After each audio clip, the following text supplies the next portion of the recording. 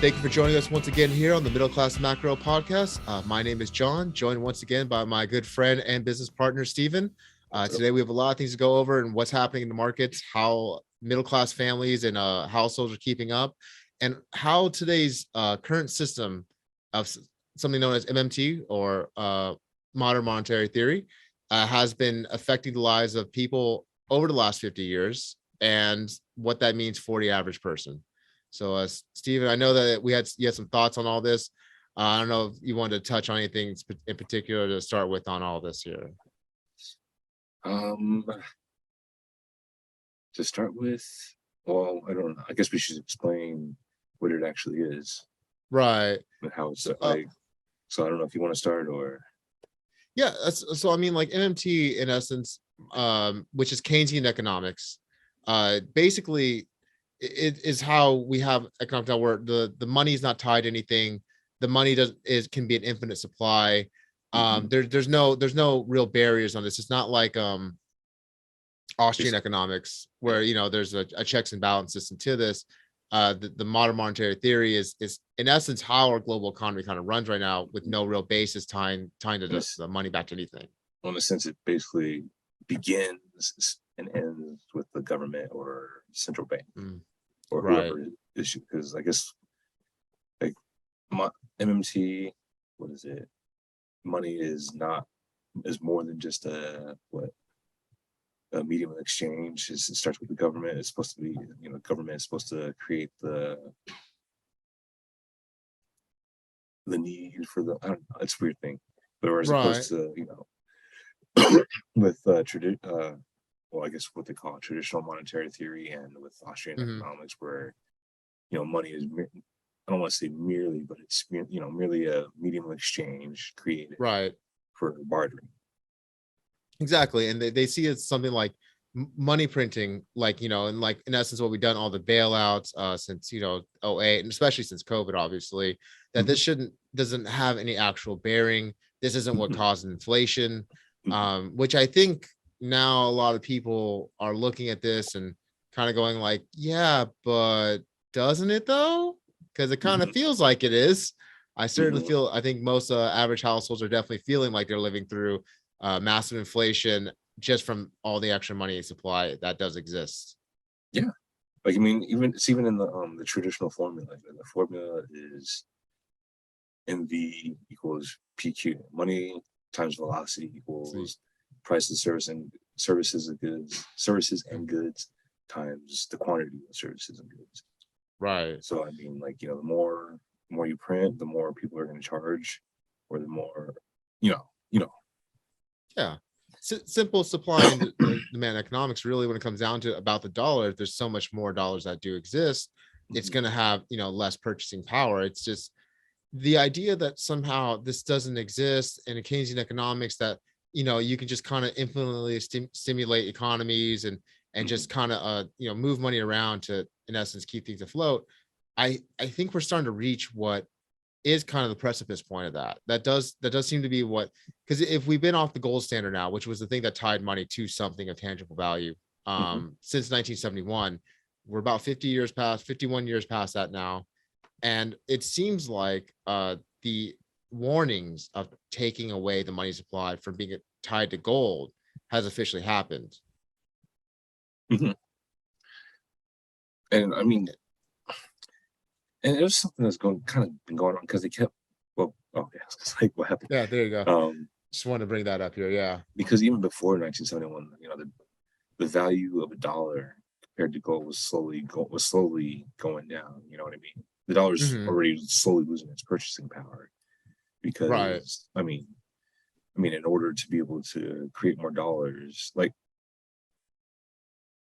there's already a limited amount of dollars. So how do you create more dollars?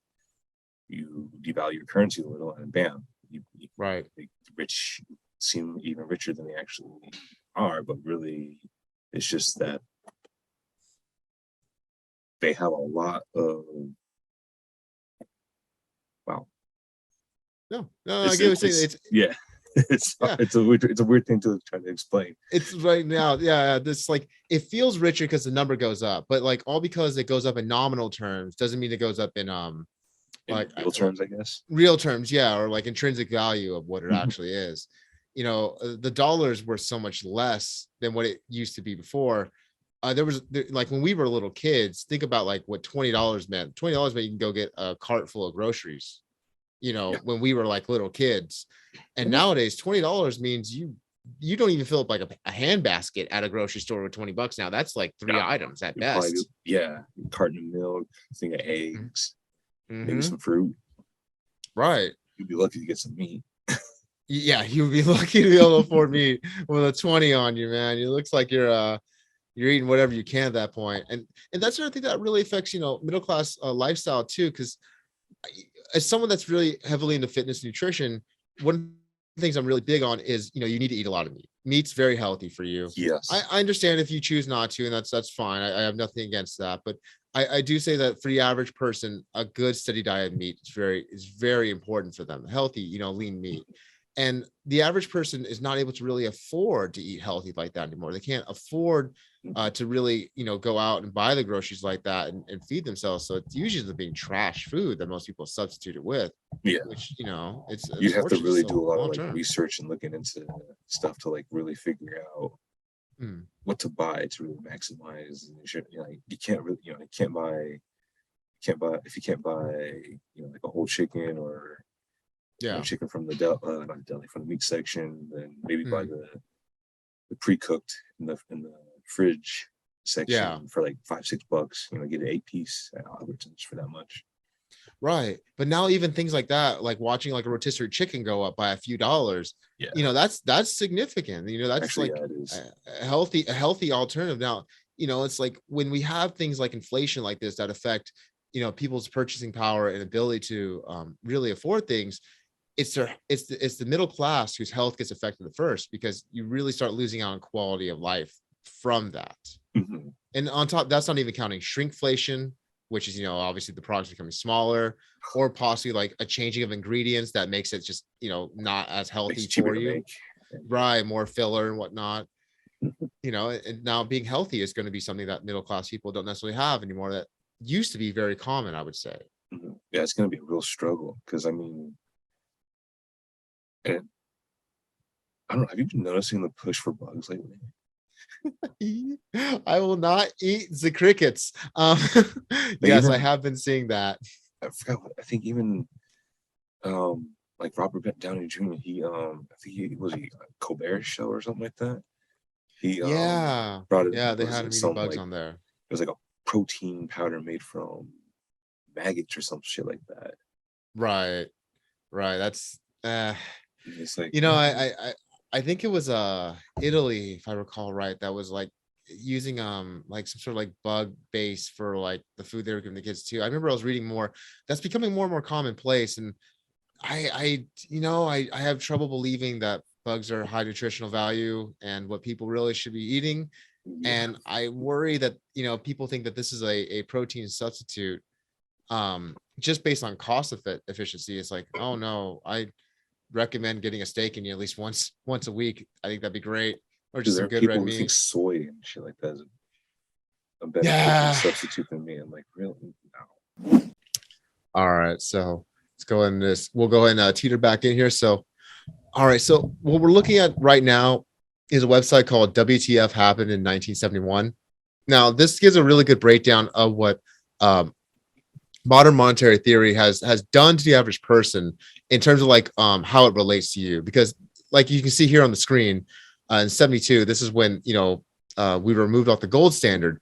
From there, your compensation as the average wage has not really gone up that much. Most of us are still making like 50K a year is still like your average person. I think it's actually less than that, but 50K is still real around your average person, which in 1972 it was still a pretty average wage as well. Yes, a little bit better, but still fairly average. And now you look in productivity, like we're all working so much more. And it's because there's the money supply, the money's worth so much less now because of removal from the gold standard and the modern monetary theory, that now we're all working so much harder for roughly the same amount of wages. Realistically, it's just adjusted for inflation. Stagnant.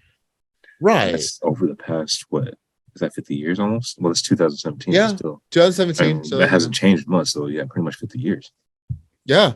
we're really this really is like the 50-year mark essentially of how everything's changed since being removed from the gold when Nixon removed us from the gold standards to what was it, to stop the speculators. That was the original meaning, really. I remember.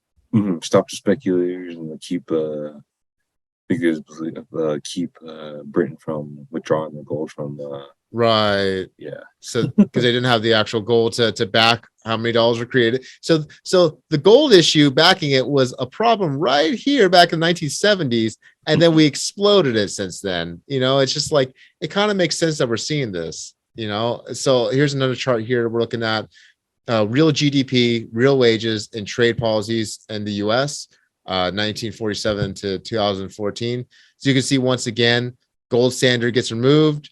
And then you can see the average real wage, CPI right here. Real median wage and earnings is even lower than that. And then, your real GDP per capita is all the way up here. Like you could just see the segmenting. The disconnect is crazy, man. Right. All from removing. This is why I think this situation, like the removal, the gold standard, really what we're living through right now, inflation kind of ties back all the way back to this, literally back to Bretton Woods, which is crazy because even trying to explain to people that what's happening now is related to 2008 and the great financial crisis, some people have trouble grasping that.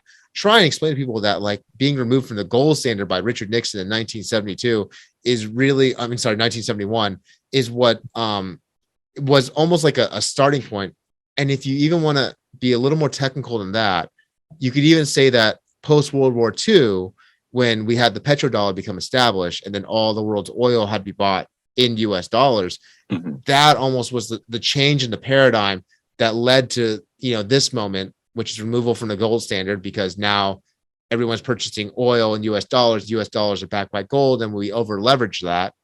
And then now we're moving it from that and just going money printer go burr over the last 50 years, essentially, with the last couple of years being exceptional.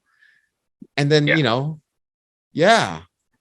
it really kind of paints a grim picture for a lot of people. This one here is income gains widely shared in early post-war decade, but not since then.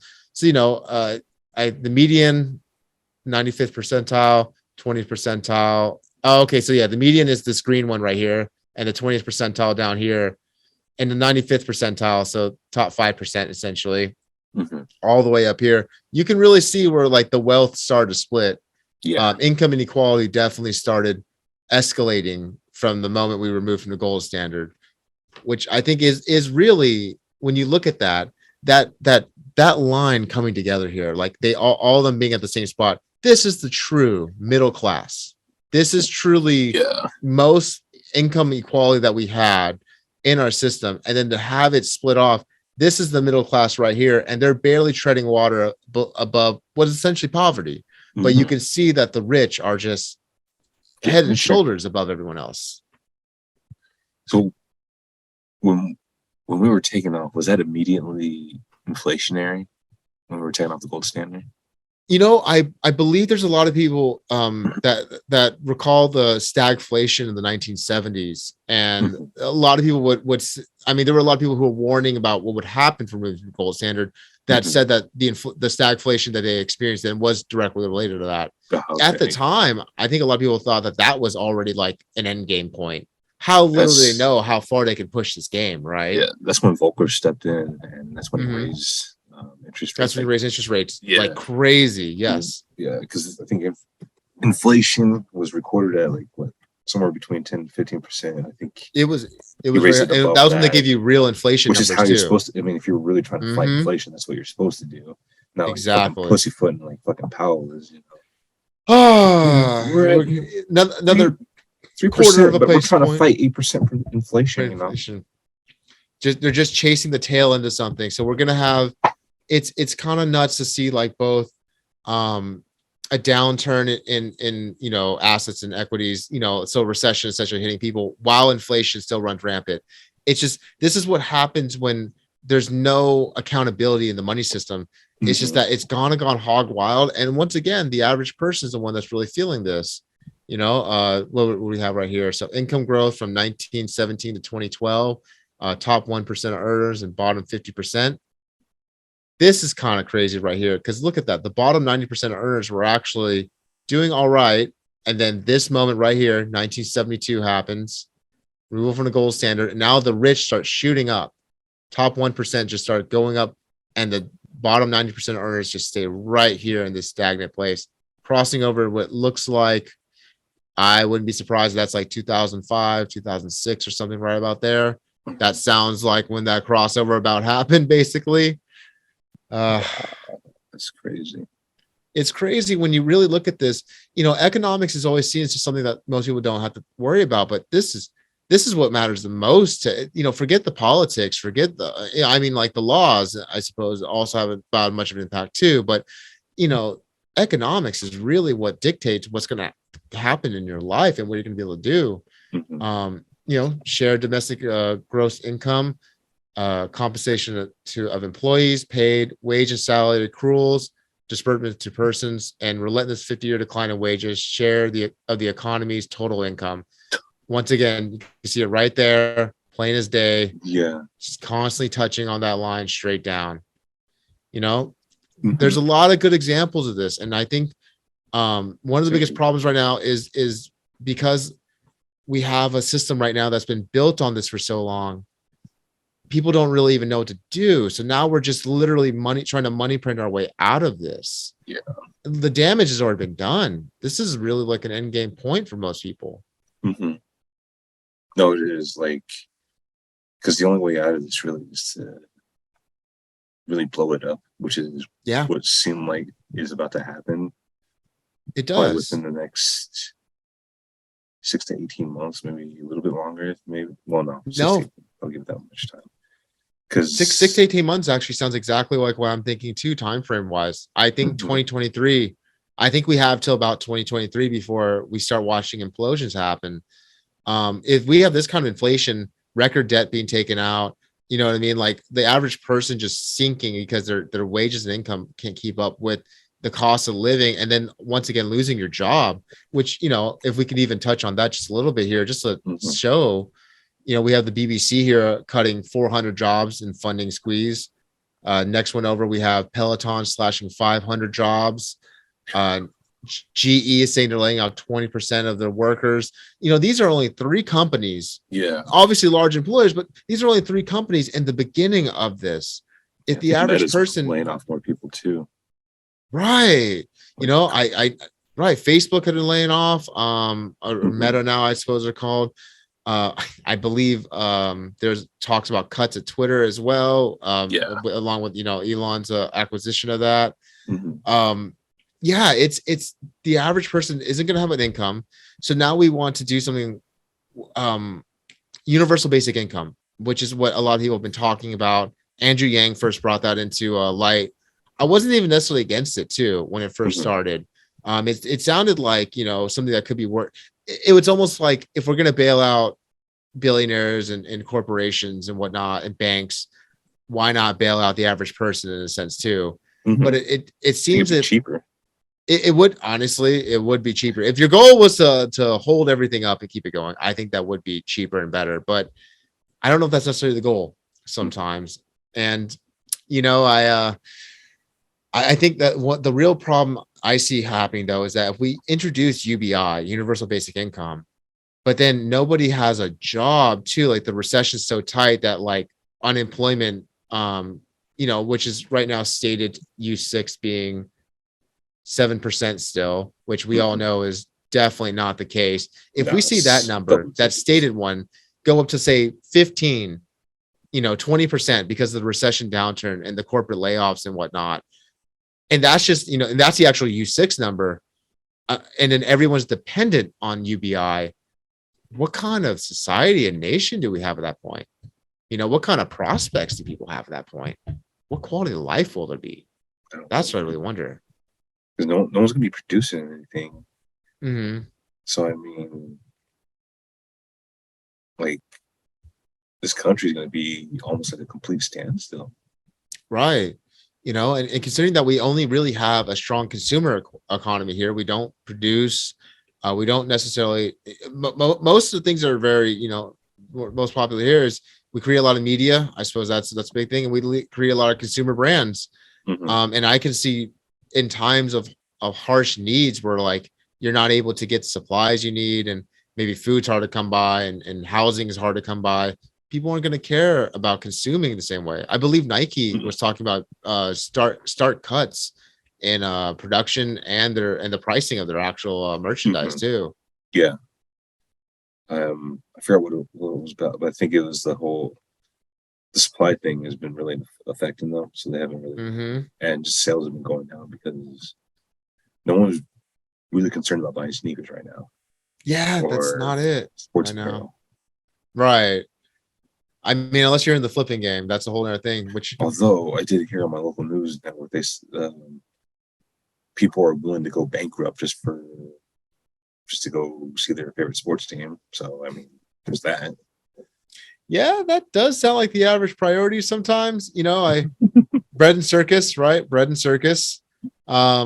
Unfortunately, you know, and I've been saying, you know, I've always liked how Gerald Celente will say, you know, when you lose everything, you lose it, kind of a thing. It's like when you lose everything, you have nothing really left to look forward to in your life. Everything is such a struggle financially to keep up with that you can't enjoy life. It's like, yeah, let's just throw my last dollar away on going to a sports game and, you know, buying a beer or something, because this moment will at least feel good.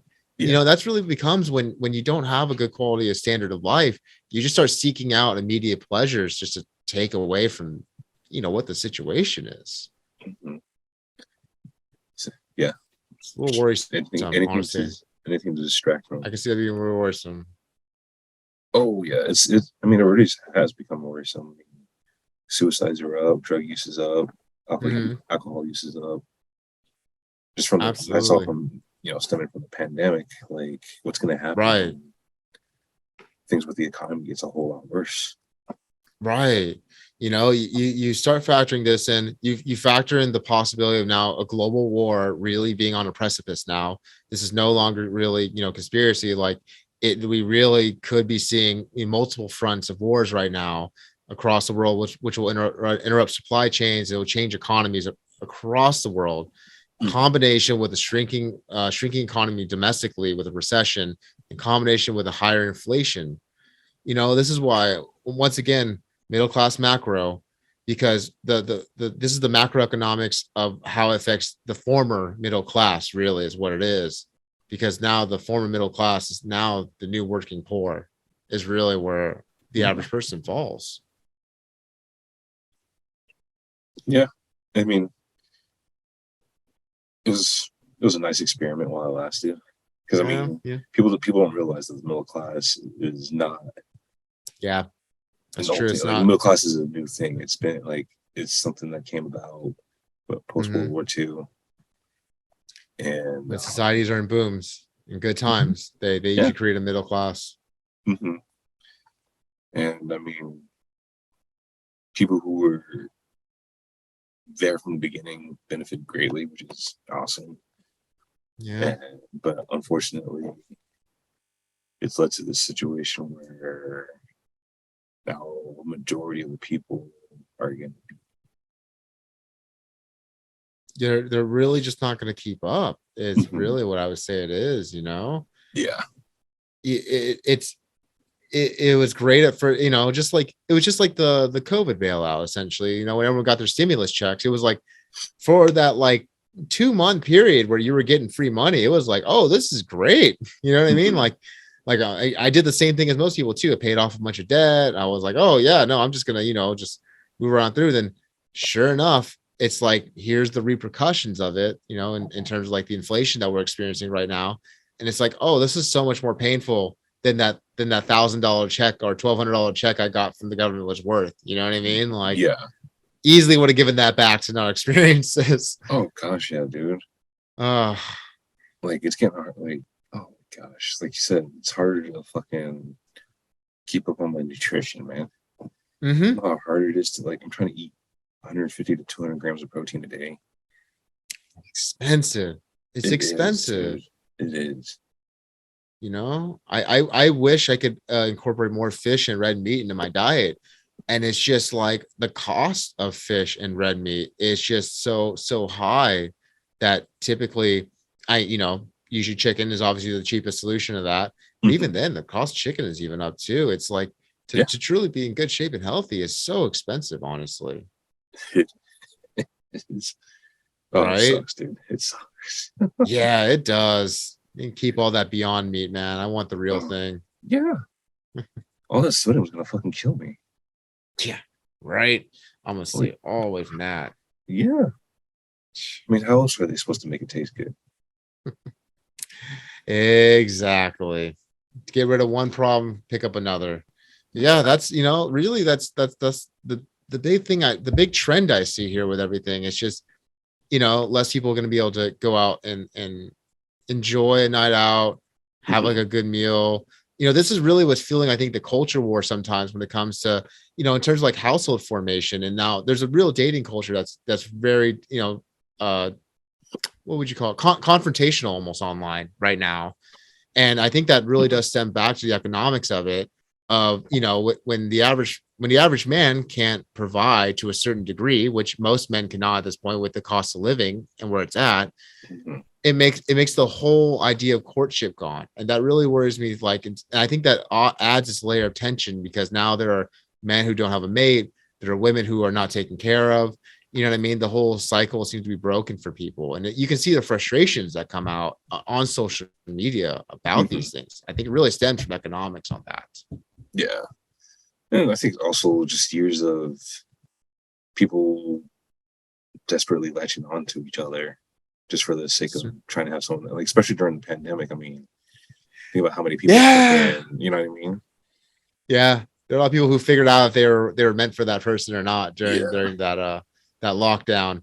Or they just like try to, like, well, yeah, let's see how this works. I mean, we're gonna be locked down, like, just a lot of, just getting together just for the sake of getting together, and like just because they don't want to be lonely. That's that type of thing.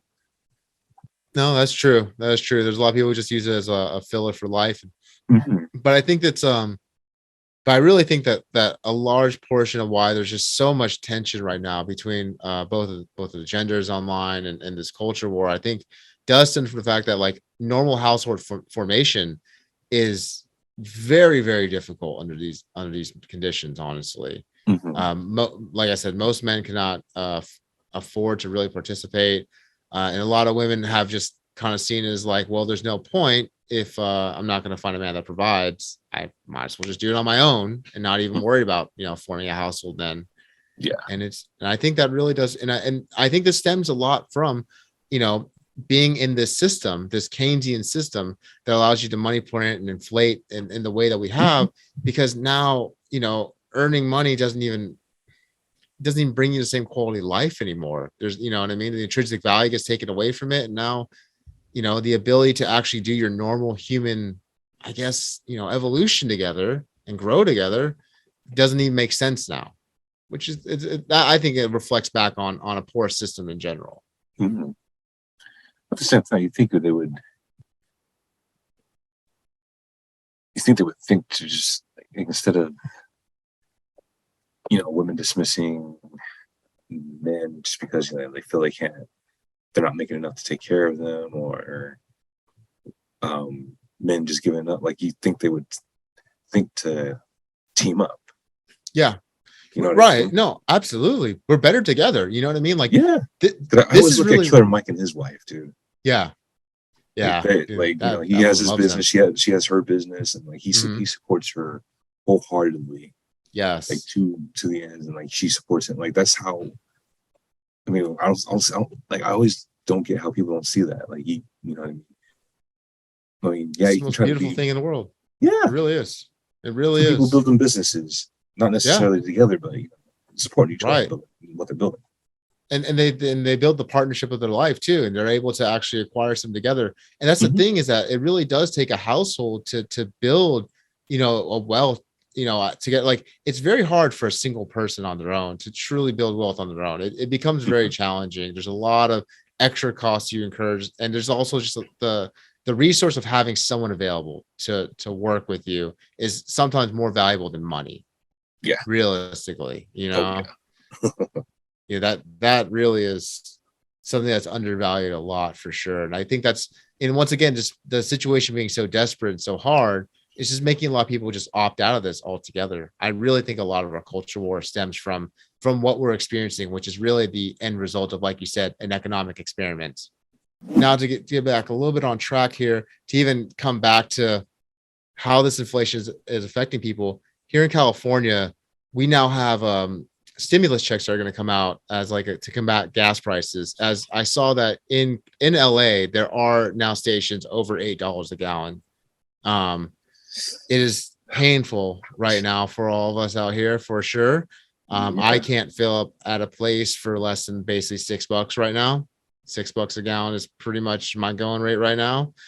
And I think this is $1,000 in California is really, once again, $1,000 should be a lot of money. That should be a meaningful amount of money. In California, with inflation, cost of living, it's just such a meaningless, like $1,000 won't even pay your rent. Your gas tank will eat that up that's probably 10 that's probably 10 fills right there for me. $1,000, that's like fill my gas tank probably like 10 times now. How long that lasts for what? So like I fill my gas tank, say once a week, maybe. Sounds about normal for most people. So that's 2.5 months. Floats me for 2.5 months. That if I get that full amount. And that's just for people like you who don't have like long ass commutes, like going from like a fucking county to county. Exactly. Right. Exactly. Like how a lot of residents there do. So I mean, think about how someone's going from fucking LA County to Orange County. Oh yeah, no, especially because there's a lot of people who will work in Orange County or LA County, and they'll live out in like Riverside area. And I'm like that's $200 a week probably they're spending in gas now. I'm sure. So I'm sure in a month. Yeah, it's gone in no time. You know what I mean? Like it's crazy to me what the solutions being handed to us are. It's like we're slowly disintegrating, especially here in California of all places, but like we're slowly disintegrating, and the attempts that are made to save people are just, that feels kind of pathetic. You know what I mean? Like, here's $1,000. Hopefully you don't die as prices increase rapidly over the next 6 months. That sounds about right for California. I mean, I have to say that about your state. No. I live here, but I don't have great things to say about it at this point. I have a lot of issues with how a lot of things in the state run. I think a lot of people do now too. We're kind of the poster child for all the batshit insane ideas that really are getting floated around for everything nowadays. Yeah.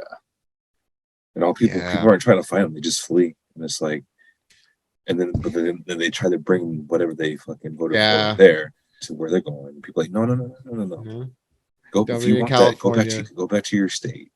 Yeah. If you don't like what's going on in your state, take responsibility for it and start fighting it. Right. I can understand why everyone probably felt that way, because I know people from California can be a little obnoxious about being from California sometimes. And then we do kind of bring everything about us to the new place, and don't bring your California to my Texas. I remember was the big phrase I kept hearing over and over again. And I was like, yeah, that makes sense. Even in Vegas, obviously, I know that out there, the California people still just like, they still bring their California over to Vegas even. Yeah. I mean, the company I work for kind of did that, or tried to do that. I think. Yeah. No, I'd say they definitely brought out California for sure. But even then, Vegas is no better than California at this point. It's but like I feel like, we're freaking crowded as hell. Everything's overpriced. Not as overpriced as it is in Cali, but still, it's right. Like, still very. People are struggling to find places to live, man. Right. And Vegas is one of the ones that was hit one of the hardest hit cities in the last economic downturn too. Which we can kind of see like right now, mortgage rates at 6%. Oh, at once again, I had to touch on that 6.66%. Just on the kind of funny day of October. Yeah. So great is just wanted to point that out. It's kind of funny. But look at it like that. Look at it as the angel number, not the fucking satanic number. There's the hoping, man, because I'm hoping tomorrow's okay. Like man. But you think like rates back when the crash happened. So we're about where rates were, right? 2006, we're around the 6% range too. You think about Vegas and how hard they got hit by the last GFC and the housing bubble prop. I wonder if it's going to be like that again in Vegas and the quality of life for people there. Honestly, I I think can see it's a there being a huge real struggle. possibility just because it's because everything's going on. Okay, so I know a lot of properties have been bought up by a lot of like institutional Mm-hmm. investors and stuff like that, like mainly BlackRock. Yep. By the way, I get BlackRock, text messages every day for the mortgage I'm still on out there. I oh get really? text messages every day from people trying to buy that house. Funny. That's fine. It's wild. It's really wild. Dang, people are still trying to buy in this environment. It's funny, but BlackRock, Berkshire, Hathaway, and forgot who else, but like I know they own a lot of properties out there, Mm-hmm. and with how things are going, Mm-hmm. like I know they're gonna have to give up a lot of those properties because they're gonna be at a Right. huge loss. And Yeah. like they're gonna I know they're gonna have to sell some they're gonna have to do something because BlackRock, they have huge stake in Credit Suisse. Right. Right. And if Credit Suisse So, were to go under, and or how are they gonna mm, fucking, you know what I mean? right. It How are just they gonna make up those dominoes losses? down. Yeah. Exactly. And then there's all this insolvency on all these properties but while the mortgage rates, keep going up right now.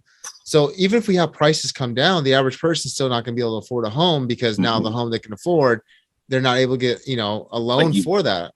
you basically have to hope that prices don't just come down, like they straight up crash. Yeah. Like Hard not just landing would really be crash, the like worst case scenario. crash to where they crashed to in 2011, 2012, Yeah. which was basically they basically went back to where they the same levels they were at in like the mid to late 90s. Yeah, no, right, exactly. Yeah, it lost so much value that like all the equity people built out over those years just completely annihilated at that time. Mm-hmm. And I really wonder too, because we also did see a phenomenon during COVID, obviously, where housing prices have just jumped in the fastest way imaginable. The GFC took 3 years to really play out in terms of the housing bubble pop. What if that happens a lot faster, considering the situation we're in now? I can almost see a year's time being able to maybe cover with how quickly we see things move nowadays. Mm-hmm. Drops off in either raising in rates, drops off in markets, drops in, I know different housing markets are now obviously all turning right now too. Like this could all happen much faster this time, and a lot of people could be underwater before they even realize it.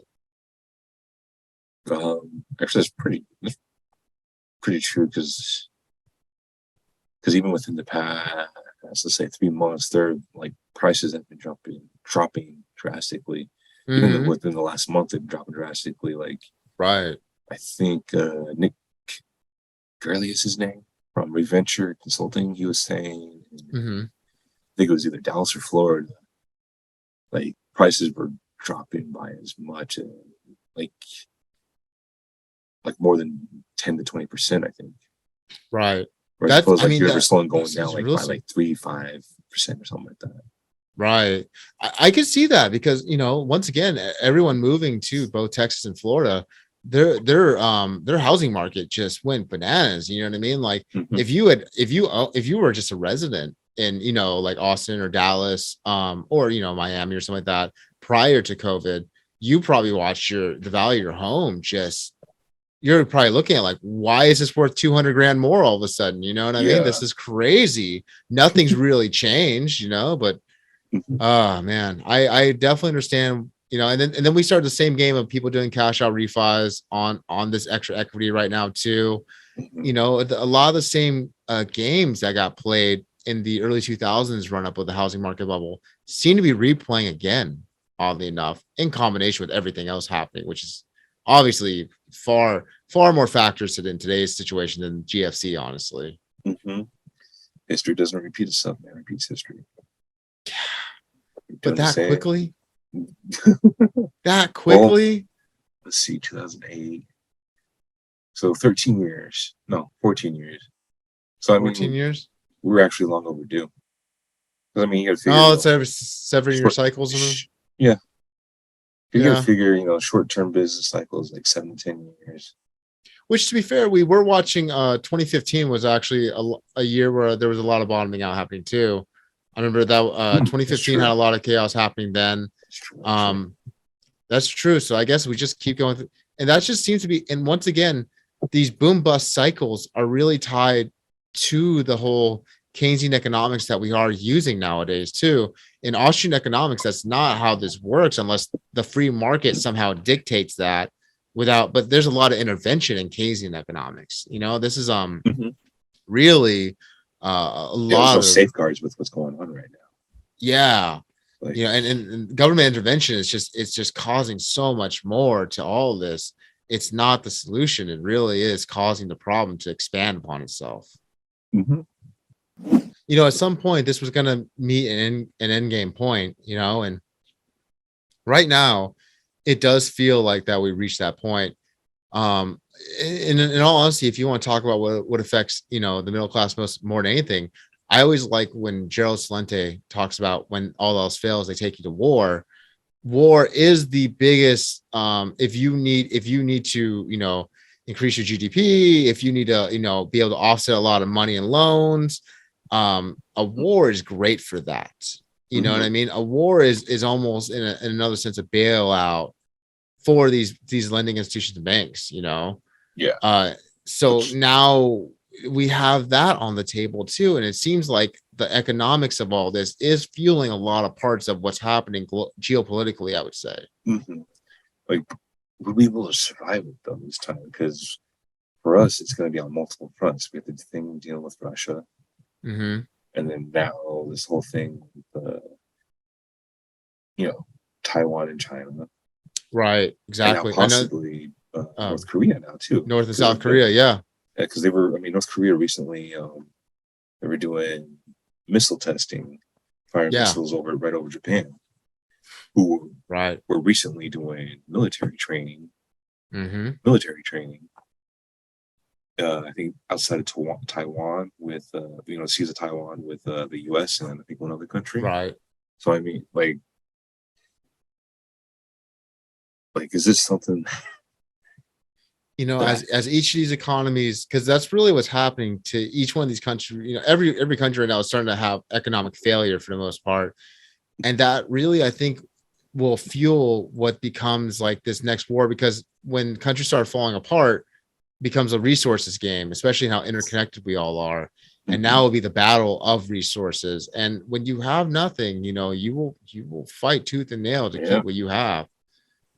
So we are going to watch a lot of the international, the simple life that I think people have gotten used to, especially here in the States.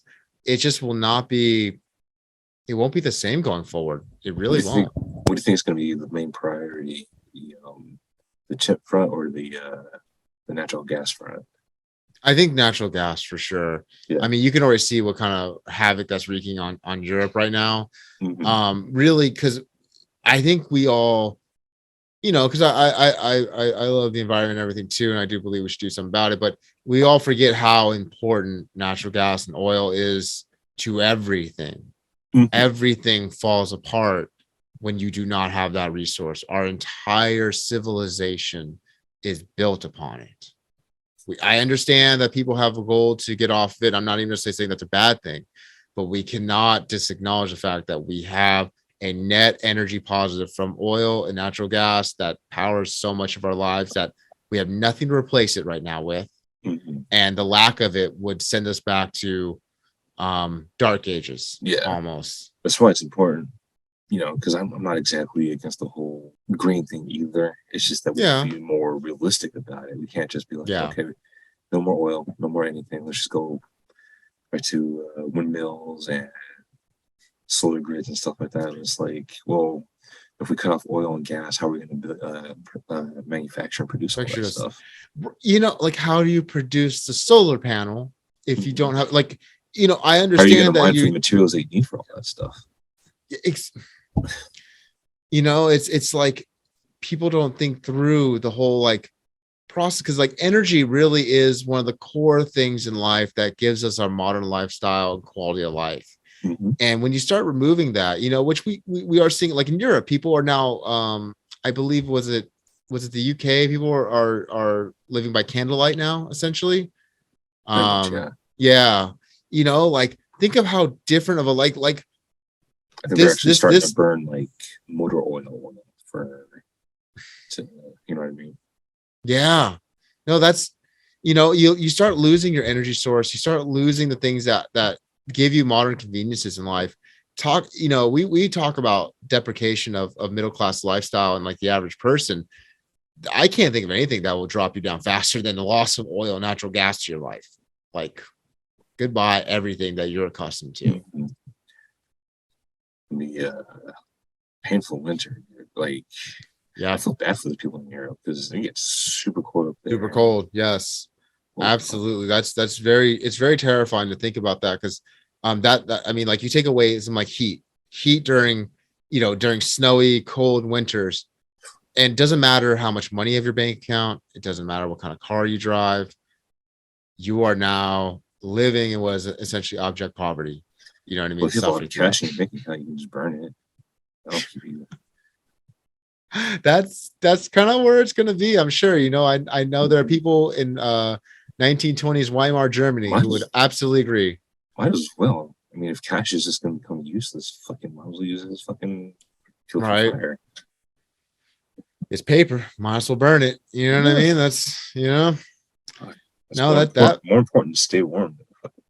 Yeah, I mean, at the end of the day, you know, like, it's the value is determined based on you know, supply and demand. If you're demanding heat, supply of dollars makes good kindling, and I don't care about what it can buy at that point. Mm-hmm. Yeah, exactly.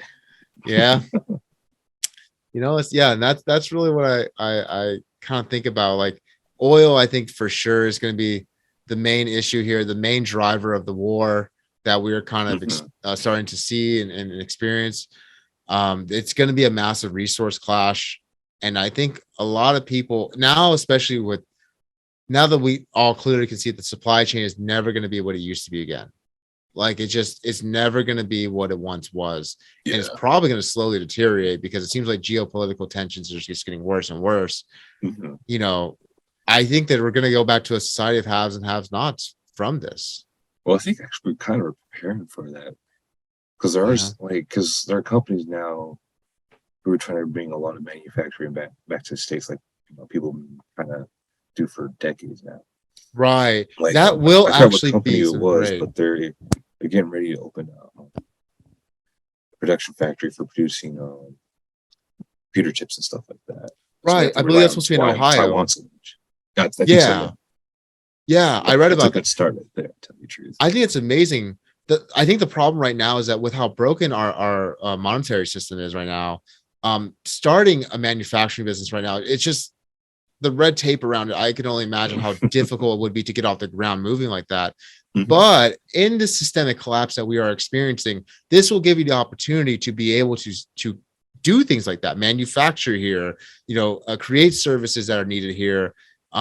It will be locally sourced for a lot of things. If anything, that could actually be a brand new resurgence of opportunity for younger people. Yes, actually, yes. Mm-hmm. Younger people really need to start looking at stuff like this. We start looking back into labor jobs too, like we keep talking about. Yeah, like, don't hate on plumbing. Don't hate on fucking HVAC. Being a tradesman is great. I mean, you got to work hard, but guess what? You're making a lot of money. Mm-hmm. And especially in a world where you're not able to get, like, you know, if your you know, air conditioner goes out, and then say we have a supply chain shortage of them, and you just need that air conditioner to work, you can't just go buy a new one. Someone who has the skill set to be able to work on that is going to be in high demand.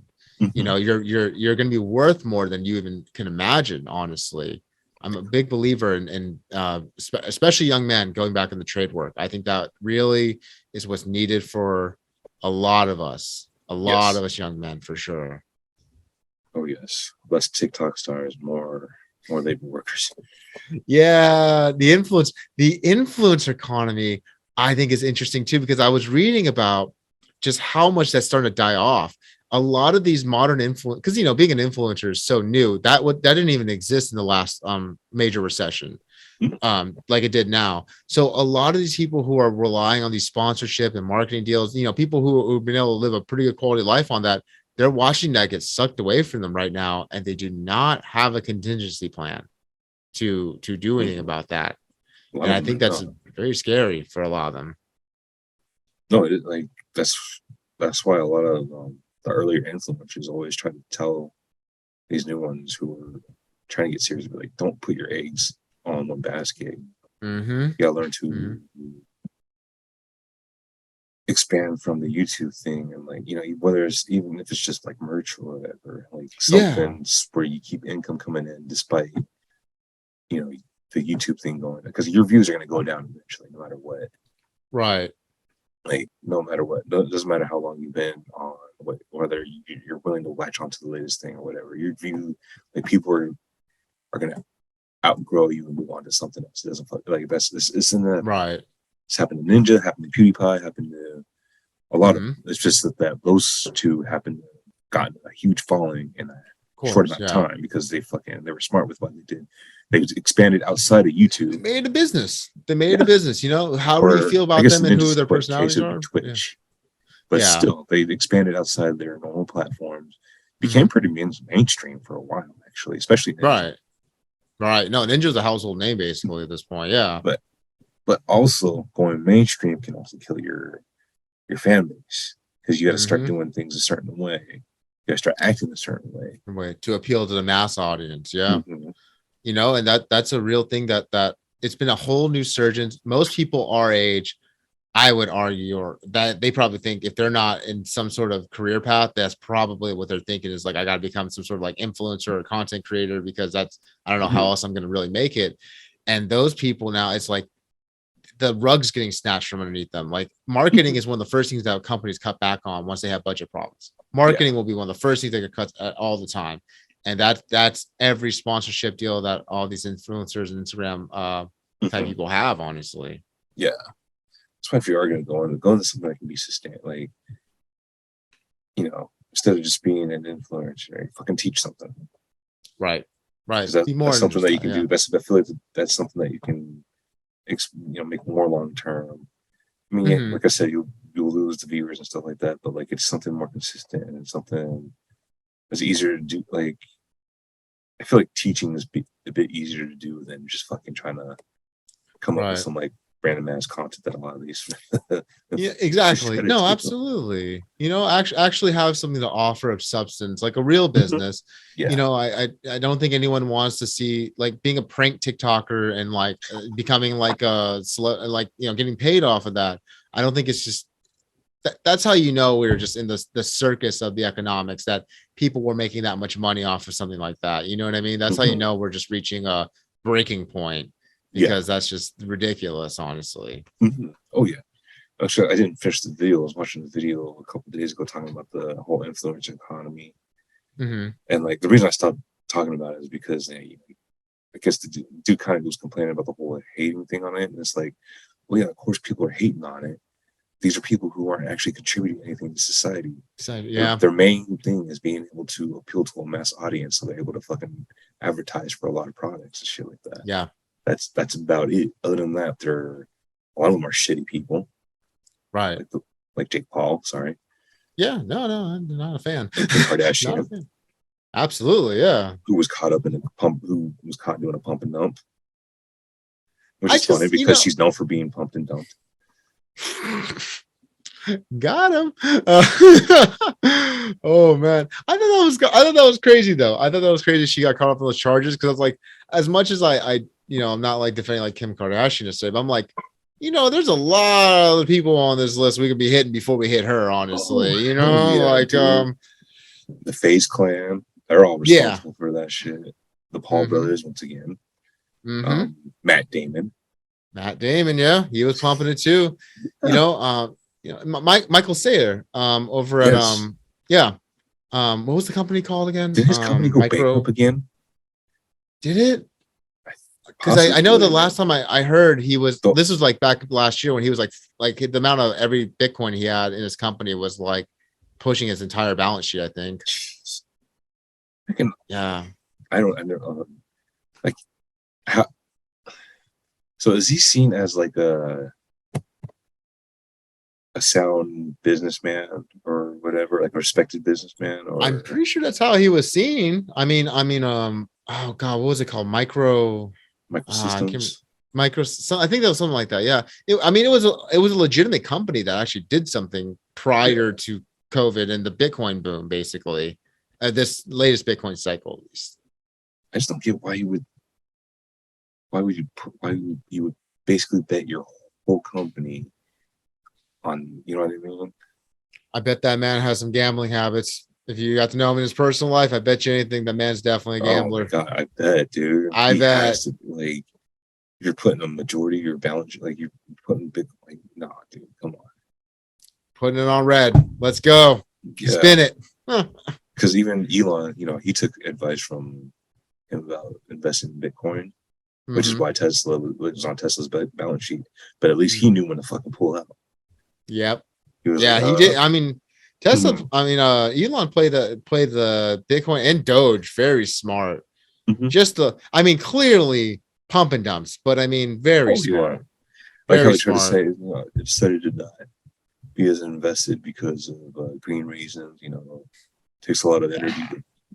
Bullshit, dude. Come on, you got your Yeah, money. come. Yeah, it's like we I get to it, admit Elon. it. We know what you're doing. Yeah, Yeah.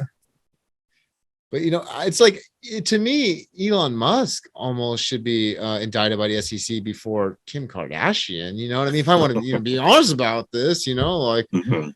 I just thought that was kind of crazy. Like they'll hit the small fries once again. It's just like I mean, she really got um, small fry though. yeah. Her No, sister is a billionaire. true, true. I guess they are sorry. They are hitting money. Her ex-husband. I don't know. Well, I'm not sure about ex-husband anymore. I thought he was bankrupt or almost bankrupt, but I guess he's doing okay now. Oh, Ye will be alive forever, man. That man's never gonna be killed. They can't kill him. He's been through too much. Mhm. I was watching an interview. I think he interviewed with Tucker Carlson the other day, and I was watching some of that, and I was just like, I kind of like this Kanye because we're back to Kanye who just doesn't care anymore. He's like just willing to be like, nah, fuck you though. Mhm. Like we're right back to that one again. I'm like, okay, I like this Kanye again. That's what we kind of need right now, man. Yeah, honestly, get you out of that Kardashian hypnotism before they mess you up the way they mess all the other ones up. Oh my gosh, yeah, dude. Like, Honestly, speaking of though. which, has anyone heard from Pete Davidson? Oh wow, God, that was like that's so high school. You know what I mean? Everyone talked about that for months, and then like it Hmm. just disappears. It's just like high school. It's Hmm. like two people like, oh, someone broke up and then they got together and there's like for 3 months it's big gossip and then everyone starts talking about it. And I'm like, it never changes, man. It Oh, never, no dude. matter how old we get, it never actually changes. It's ridiculous. More changes, the more it actually stays the same. Same, right? Like, holy shit, dude. Oh man. Reminding why I'm happy to be single. Um, Hmm. honestly. Oh man. It's too much trouble, dude. Too much trouble. Too much trouble. But yeah, man, it's right now it's been a very interesting time. I think when with the moves that are happening right now in terms of like the Fed, the raising of interest rates, now cheap liquidity drying up, inflation and prices. I really just wonder, you know, I think the next 6 months, 6 to 18 months, just like you were saying, it's almost like you can't have firm plans for your life anymore. If you're Mhm. actually paying attention, you're just waiting for that moment where you get the signal what's coming next and how to pivot to it. Yeah, You know? because you got to pivot before the Fed pivots, or you're gonna pivot. You're gonna have to, yeah. No, that's bad joke. But no, you gotta really be ready because it could Yeah. happen at any moment. Like, the central banks are doing anything they can. Sorry, fucking, I don't know what's going on. My fucking legs on itchy. But All good. the central banks are doing anything they can to really try to control, be out of control interest rates in the bond markets to keep things Right. from falling apart. Yeah. But like whenever they like, for a while it was working obviously, but now, you see them try to go at work. Interest rates do drop, but then like Mm-hmm. within a few days you see them rising right back up. Right back up. You know, the Yep. 10, the 30 was back over the 10 for a few days, but Mm-hmm. now 10's back over the 30. Like, so like each and every day, you're seeing just how more and more out of control things are getting, like how much control the central banks are losing over everything. Right. It's really interesting to watch it now because we're watching bond yields basically move like crypto, which is kind of crazy. You know what I mean? Like that, Yeah, they're and supposed I to be think stable. they're supposed to be stable, and I think that's really the thing that a lot of people don't realize when they hear about like the bond market and like, oh, yields went up, and people don't understand really what that means and everything, and then they hear about how much it moved, like, oh, that's not the I watch Bitcoin move $5,000 a day, you know what I mean, like what's this little, and they don't realize that, like, no, this is actually gigantic for like the bond, for the bond market essentially, and these inversions are unheard of. You know what I mean? These are gigantic red flags. Mhm. It really gets me. Like, I think a lot of people, they know something's wrong, but they can't put their finger on it. Yeah, And I think that's really where it's at. yeah, it's all not really understanding how bonds and bond yields really work. So I Mm-hmm. mean, which you can't really blame on them at all. Like Yeah. I mean, people just think of bonds as something you put your money into, really. Mm-hmm. That's it. That's pretty much the beginning and end of it for a lot of people. Whereas Yeah. for It's just us, a we safe understand it to haven for be, money. yeah. Whereas for us, we understand, it's a loan. You're basically giving out a Mm. loan to the government.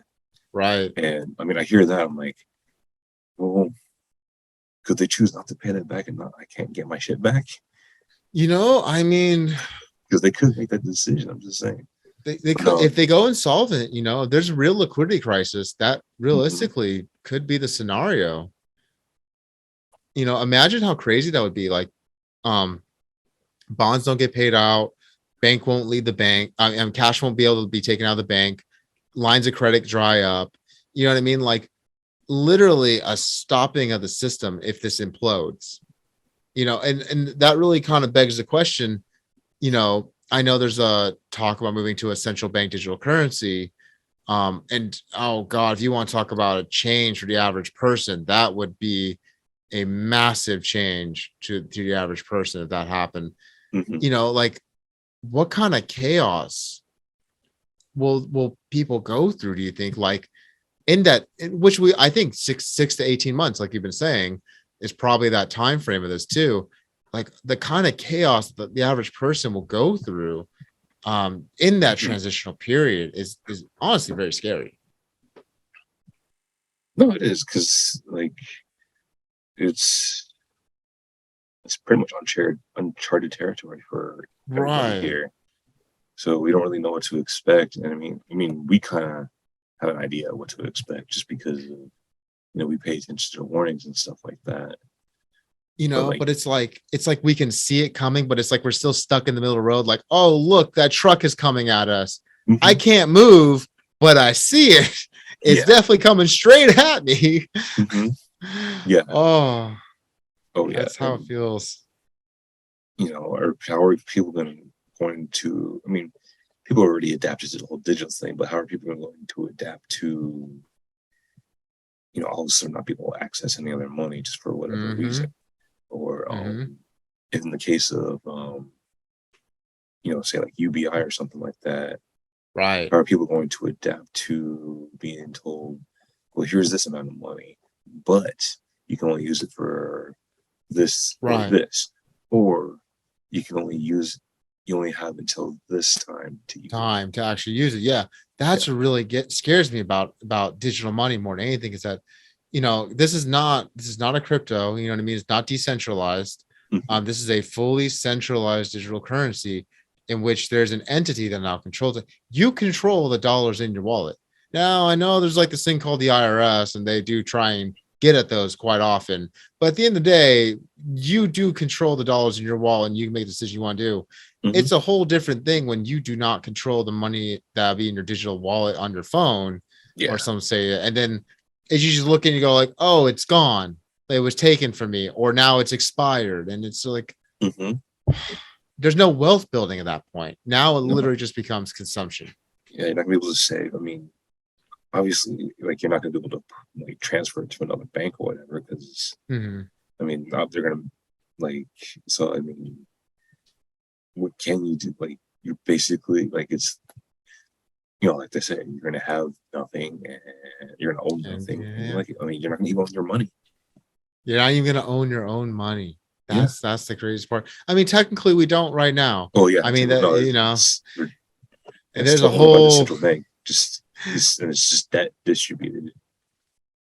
and that's why the concept of a bail-in is so terrifying in some sense, because those are not your dollars technically. That does belong to the Fed.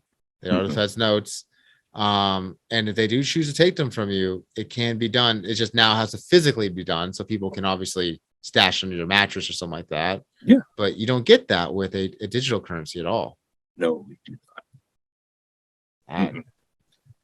Everything, and the whole ledger thing. So everyone, well, I'm not sure if it's gonna be like something where everyone can see what you have, right? But like the central bank will definitely be able to see what you have when you've gotten it, and even I guess when it expires. Right. Yeah. A full ledger of what you have available to them at all times, essentially. I can see though. I personally could imagine. I don't know if it's Bitcoin, I don't know if it's Ethereum, if it's another crypto. I can totally see a secondary market of crypto moving hands for people who want to make purchases that are not controlled. That would, I imagine, be the battle that some people will probably have. Is like they'll probably do some trade in a cryptocurrency that's not the central bank digital currency as a way of trying to do exchange with people that are not off the records. I assume there's going to be suppression of that, and they're going to try and stop that from happening. But I really see that as like probably what the average person is going to end up doing in this new paradigm shift is actually having both your government issue money and then this, your crypto money on the side that you do exchanges in. Like I'm surprised that's not going on now, because like even to this day, people aren't really purchasing anything with Bitcoin. True. Yeah. Or Ethereum or anything. Like they're straight up like. That's why the SEC or whoever's trying to label it as a security, because no one's buying anything with it. They're just trading. Right. Exactly. So it's just like, yeah. So I mean, that's why I understand like why they're trying to. That's why I don't get like, okay, we have this currency, we can use it to buy stuff, but no one's using it to buy anything. No one's setting up any stores where you can actually like, there's the occasional, donate Bitcoin to buy. If you want to blah blah blah, but no one's actually setting up a fucking shopping cart where you can use your Bitcoin. Well, I think there's only one instance I've seen. That was when I was buying my metals.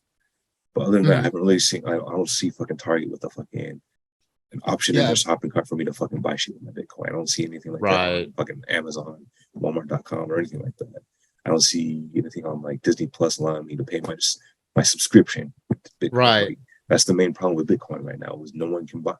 Like no one's setting up anything to be able to let us buy stuff with it. Right. Even though it's meant to be a cryptocurrency, is not being treated as one. And that really is, I think, the fatal flaw that we have with all of it right now. And I do think that will be the thing that changes here in this paradigm shift. When we do have a central bank digital currency, I do see having crypto, because obviously your big brands, I don't expect Target or Amazon to ever take it. Honestly, they'll probably take the central bank digital currency, but they're not going to take, Bitcoin. Bitcoin is going to be like when you want to have a transaction with another individual person, since it is peer-to-peer, you know what I mean? It's almost like it reminds you back of the old days of peer-to-peer file transfer software like Kazaa or LimeWire. It was just someone sharing out so it was an individual, you know what I mean? Like an individual transaction of you downloading something from someone else. I see Bitcoin going back to that grassroots. It's purely a one-to-one kind of thing. No institutional adoption. I just do not see ever happening. I see it just going to that core root of just peer-to-peer exchange. Yeah, that could be a problem, because like if we're going to try to go outside of the CBDC, how are we going to purchase food and necessities?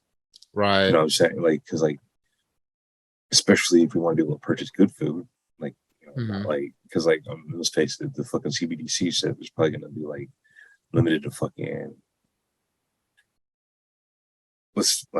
bugs. Crickets. Yeah, here's your daily dose of mealworms, for your 10 CBDCs. right? That honestly sounds about right. I could see like, because like when we talk about things like being illegal to buy with a central bank digital currency, that's where I could see something like an external crypto coming in.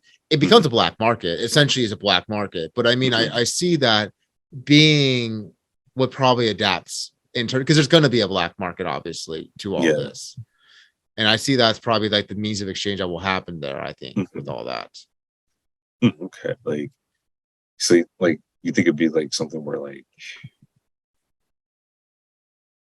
independent, like, say like independent, not farmer, but like people who do grow crops in their like backyard or whatever. Yeah, exactly. Like, they did set their up own shop like that exchanges. and stuff like that.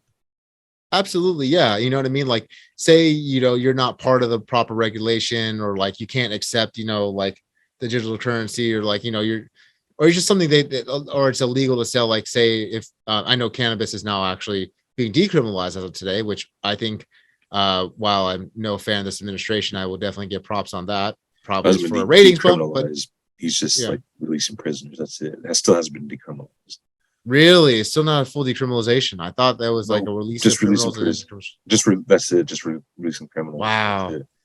Still hasn't been decriminalized. Still fucking still illegal federally. Ridiculous. Schedule 1, 2 of all things. But imagine you're in a place, cannabis isn't available. I could see the black market of cannabis, like a cannabis exchange goes through like Ethereum or something like that when people want to buy for it.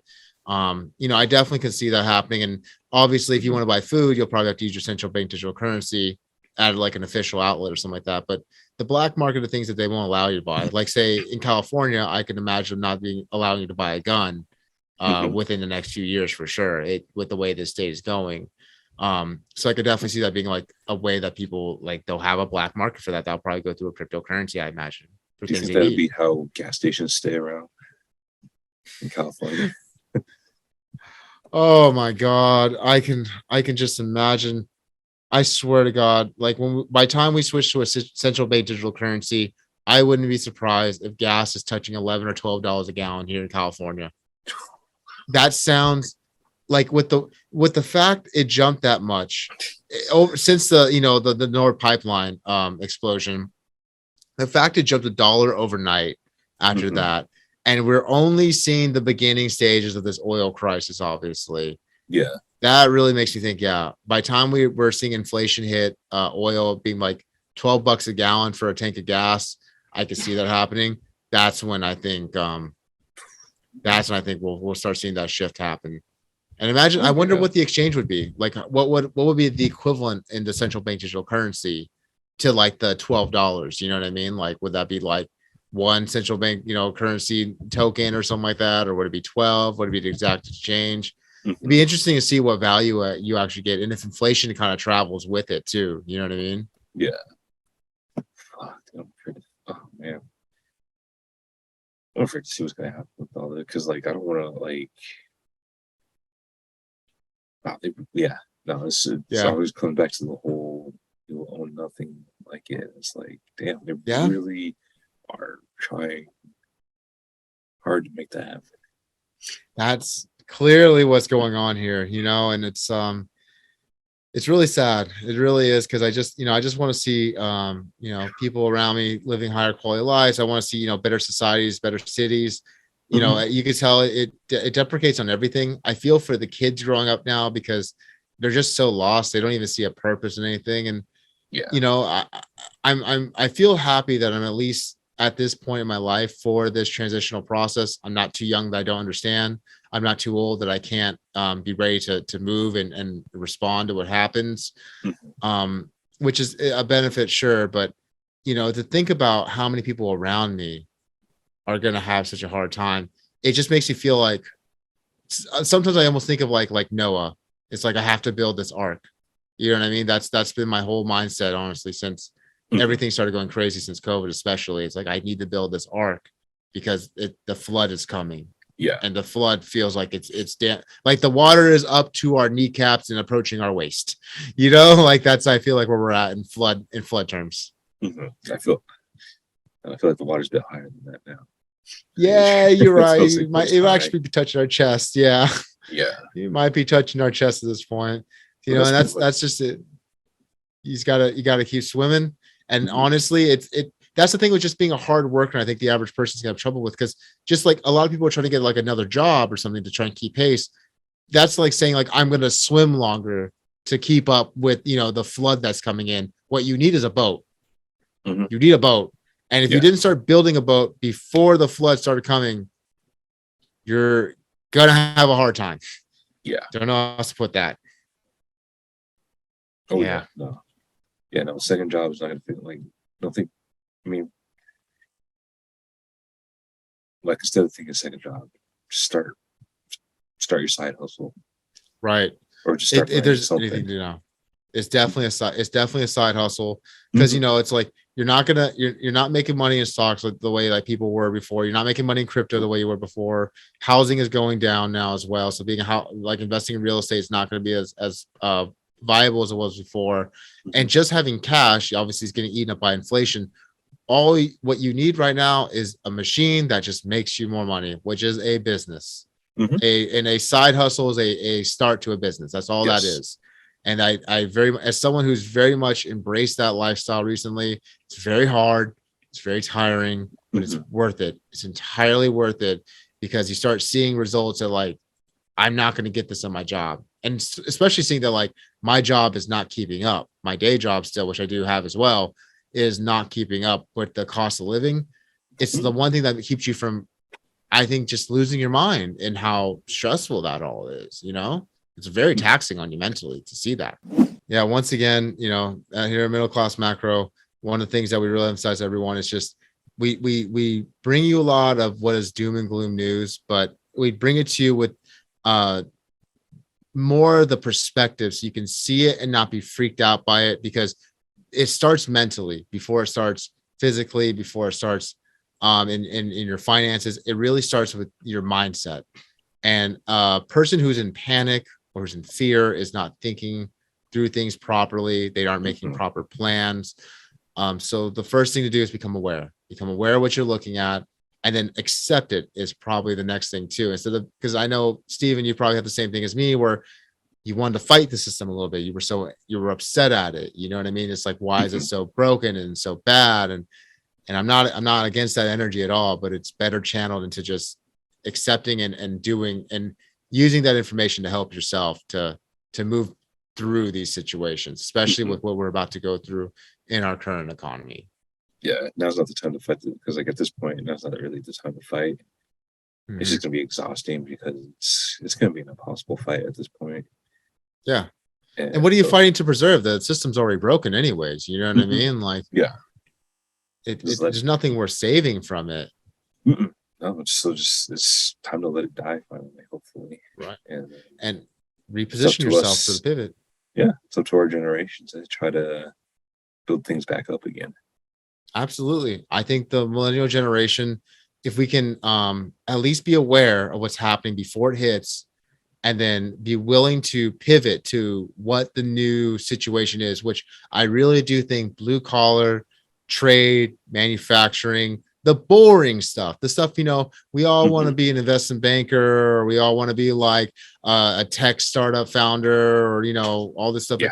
It's going back to the basics of what a career is, I think will be the real solution for the millennial generation, who can bring back the middle class in this new paradigm. Yeah, look into boring trades, those make a lot of money, or even look into buying, a boring business. Yeah, whether it's vending machines, that's a pretty good income flow. And reading about like ice dispensers and water dispensers. Yeah, things simple as that. Resources. Actually, something I'm kind of interested in, but like I don't know. I'd like to do when I get the capital, laundromats. Yes. A laundromat would actually be a great, you get a loan, you buy, 20, 30 grand worth of machines, you set up, and it's a great idea. Well, honestly, not even like setting up your own, like buying like an existing one. Okay. Yeah. Like just basically buying an existing business that someone's trying to sell. Because like, especially now might be a good time, because people were having a hard time, hiring people. And like I was reading something, someone was asking why someone would be selling a good cash flow business right now.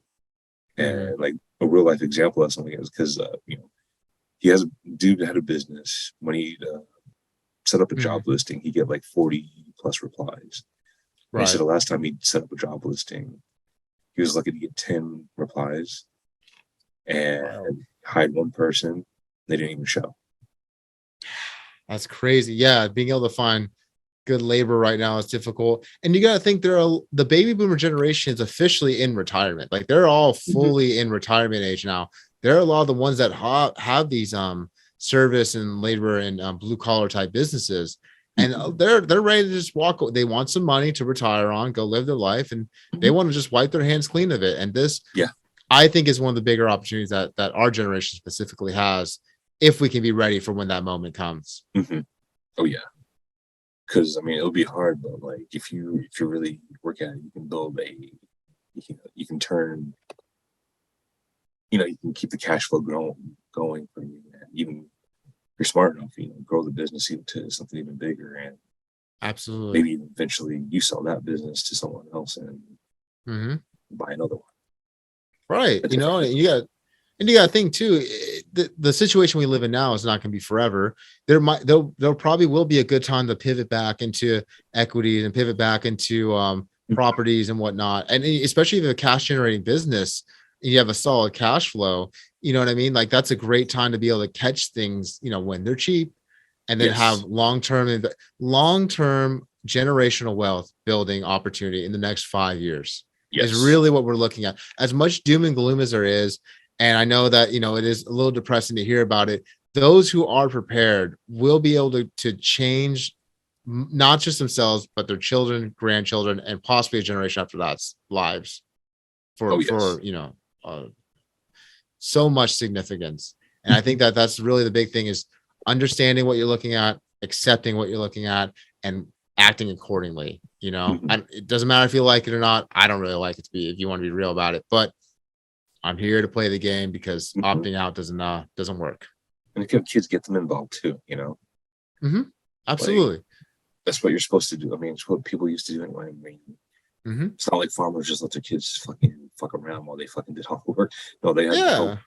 They had to help around the farm. Like, so exactly. Kid, like I'm not telling you, make your kid fucking assemble or do some assembly work or whatever. Yeah. But like, we're involved in the business, middle class macro, how things work, especially teach them the boring stuff. That's the important stuff. Yeah. Those things that they don't want to learn then, when you instill that in them when they're adults, it definitely is so meaningful. That's the whole point of parenthood, is the sacrifice early on when it's unappreciated, to create a person that has a full, ability to live, and they'll appreciate that when they are that age. I know you and I are we're in our mid-30s now, so we're basically about that age now where we start to really appreciate the things that our parents did teach us. And I will say, like now I have learned some of the benefits of the lessons that they have tried to instill in me. Some of their advice obviously doesn't work in our generation, but there's obviously some timeless stuff that really does. And I think that's something that's been lost upon a lot of people nowadays, is actually instilling that in the next generation coming up. Yeah, I mean, a lot of people just immediately dismiss the previous generation, just right. Immediately something like that. You're seen as out of touch or not really, which I mean, kind of true, but at the same time, there's still something valuable that you can learn from them. And I mean, never dismiss that. Never dismiss learning anything.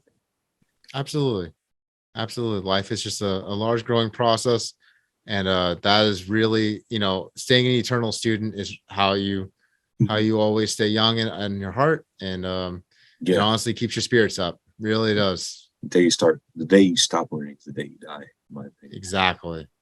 That's the day. And those people who stop learning in this coming paradigm change we're living through, they're the ones who aren't going to make it, unfortunately. So that's, if anything, here at Middle Class Macro, that's like the one thing we want to emphasize, is that we bring a lot of bad news, but we bring it because we want as many people as possible to be able to flourish in the coming times that we're about to go into. And with that, Stephen, I think we've covered a lot about Keynesian economics, how that affects us today, our current situation. Is there anything else you'd like to leave the people off with on today's episode? it's also not just about learning. Don't forget you also need to take action on what you learn too. Because I mean, Absolutely. you can learn everything in the world, but if you don't take action on what you learn, it's all pointless. So like that second step, taking the action, is going to be extremely important. It's so at the end of the day, the lesson, which is probably something we've all been told since childhood, put in the work. Mm-hmm. This is where we're at, guys. It's put in the work time. You know, it's the hard time comes, and then you will be able to reap the rewards, and it will be so much more meaningful on the other side. Yes. So everyone just, pay attention to what we're seeing, but don't ever lose hope. Just know that we're gonna be able to build some. Through the storm will come a pleasant end. Will come a time that will be much more calm and peaceful. Yeah. And we will be able to live a better quality of life if we were able to weather the storm properly too. If our ship was properly set up and ready to go. Yeah. Hopefully we'll be able to teach you how to read the tea leaves, so to speak. And right. Instead of panicking, you'll be thinking, okay, so how can I benefit from this? Exactly. That is really the moment that's important. And again, that's why we even started this, is to help people try and reach that, just like we are ourselves. We are practicing what we preach. We're both pivoting in different ways in our life for that too.